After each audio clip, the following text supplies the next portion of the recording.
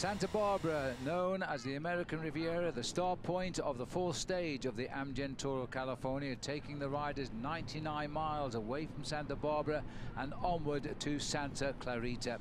And you know you're there when you see the Six Flags Magic Mountain, which is about a mile away from the finishing line of the stage of 99 miles today. Still very close overall, Paul. The riders themselves are signing in at the start. The race leader is still Rafa Michael by 2 seconds. And just behind him, the green jersey on the shoulders of Peter Sagan. Everybody smiling at the start of the day because they expected this today to be a transitional stage or an easy race between two difficult days of racing. Rollout time from Santa Barbara, now bound for Santa Clarita. The wind was on their backs today, but it wasn't a flat stage, it was a hilly stage.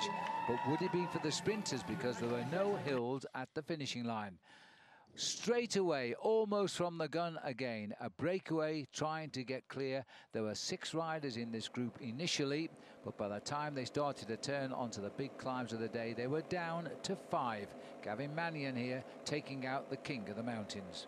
Well, they'd been given an advantage of 9 minutes at one stage, and then the main field started to get a little bit angry and wondered whether or not they'd made a mistake of giving them too much leeway.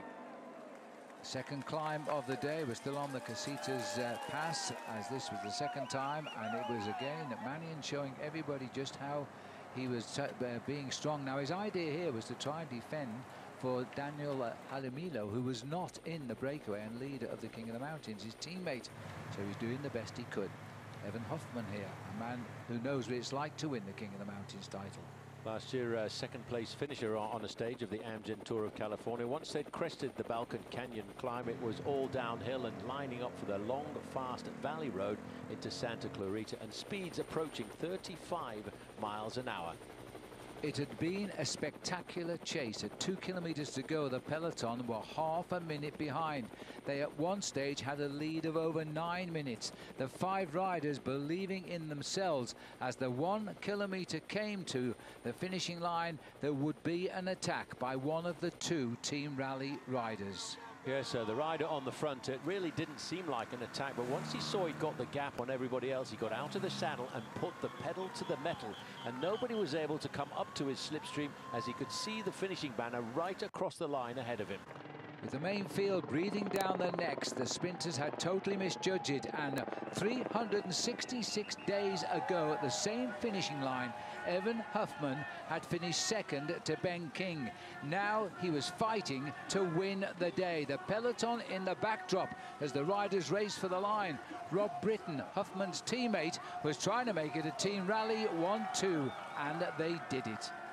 Yes, and the main field, well, they lost about 13 seconds. Look at the green jersey coming up through the middle. That's on the shoulders of Peter Sagan. He was looking for points in the Visit California points competition, lunging his bike to the line and crossing the line in 6th place.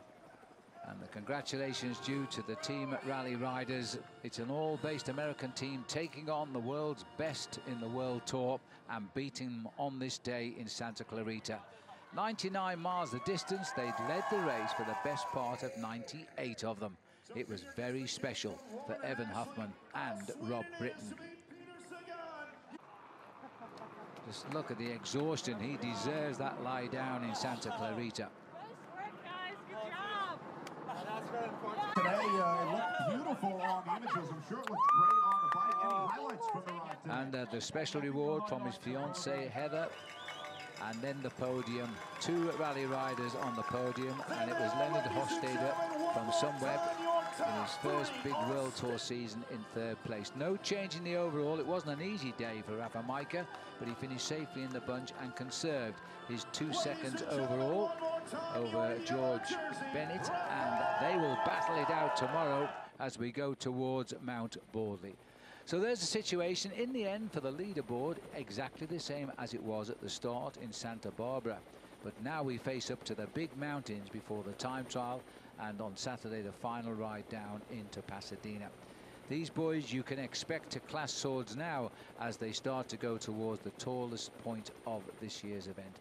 Brent Buchwalter, the American who finished 3rd last year, still holding 6th place. Six Flags Magic Mountain, they've seen everything now.